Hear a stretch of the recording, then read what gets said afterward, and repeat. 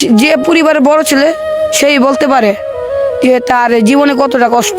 একটা মানুষ সর্বোচ্চ সবচেয়ে বেশি কষ্ট পায় নিজের আপনজন মানুষ থেকে। উল্টো তারাই আমাদেরকে নিয়ে হাসি ঠাট্টা করে। এই যে বলবো ওই বাড়ির ছেলে মাসে 5 লাখ টাকা কামাই, মাসে 50,000 কামাই, হয়তো বা 10,000 কামাই, বলবে তুই কি করছস। কিন্তু যে পরিবারের বড় ছেলে সেই বলতে পারে যে তার জীবনে কতটা কষ্ট।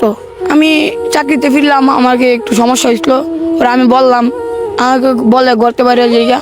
কাজ থেকে যাওয়ার পরে বাবা মায়ের কাছে কি আশা করছো? আচ্ছা করছিলাম ভাই গোসল টোসল দিমু দিয়া খামু। আমি সব পড়লাম আগে, যে খাওয়া দাওয়ার আগে সব পড়লাম। পরে তারা বললো ঘরতে বের হয়ে জায়গা। পরে আমি গোসল দিলাম, দিয়ে একটা কাপড় একটা প্যান্ট কিনলাম, পিন্ধার পরে আয়সা বললাম। তখন তোমার ভাত খাইতে বলে নাই? কিছু বলে নাই। যেদিন টাকা কামাতে পারবো ফ্যামিলির মানুষকে দেখাবো আর আশেপাশের মানুষকে বুঝাবো যে সময়ে ফ্যামিলি ছাড়া অনেক কিছু হই। আমি পুরো পৃথিবীকে নিজেকে দেখাতে চাই যে আমার মতন 500 টাকা দিও কোটি টাকা কামাতে পারে। মানে তুমি ছোট থেকে অনেক বড় হতে চাও? জি ভাই।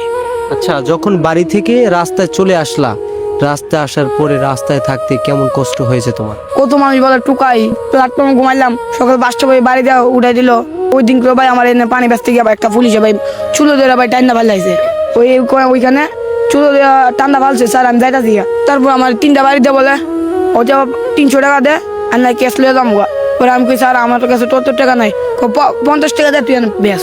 এগুলো আমি আশা করি না একজন সরকারি মানে চাকরিওয়ালা মানুষ যদি এইসব বলে, যাদের কাছটা আমরা উৎসাহ পাই যে তারা আমাদের একটু ব্যস্ত দিবে, হকার টকারকে হয়তো ব্যস্ত দেখ আর না দেখ বের করে দিবে, সমস্যা নাই। সরকারি জায়গা আমাদের মানতে হবে। এই কষ্টগুলো কখনো কি তুমি ভুলতে পারবা?